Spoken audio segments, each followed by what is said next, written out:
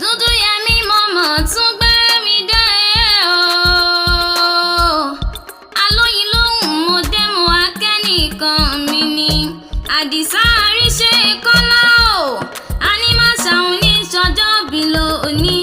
Ọmọ jagun ẹlẹ́ṣin okú ọdún òkúye èdùn o. Olóòkú ayẹyẹ oríkà ọdún. Ìwọ láláṣẹ àtolùdarí Arise and Shine International Architect. Ọlábísí Múmínát ló gbé mi wá sí gbàgede tó ń pẹ́ Dúdúyẹmí wá bá nkẹ́nìkan mi kórí mi ò sì mọ̀ wú. Aládìsá o, ẹbí wọn lọmọ Ìbàdàn lé Olúyọ̀lé ọmọ àgbọ̀ ṣáṣá Ògbómọ̀ṣọ́ ọmọ àgbọ̀ yàyà àmọ́yà lọ́nà. Ìwọ lọmọ Ìbàdàn ẹ̀mẹ̀sì ọ̀rọ̀ mọ́ lẹ́yìn ògàn ńlẹ̀ ayé. Ìbàdàn mọ̀jà tó ṣe bẹ́ẹ̀ kára wájú lẹ́rú ń jọ sí. Ìbàdàn ló òjò ìlú Àjàyí, ìlú Ògúnmọ́lá olódò ògbó kẹrì lójú ogun bàbá rẹ̀ lọ́wọ́ kẹ̀mbẹ̀rẹ̀ bí ìjà.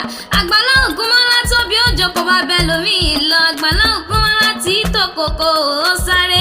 Àríṣe kọ́lá o, Àdìsá oṣọdún èyí mo ní kórí ó jẹ́ òṣè tẹ̀mí sí.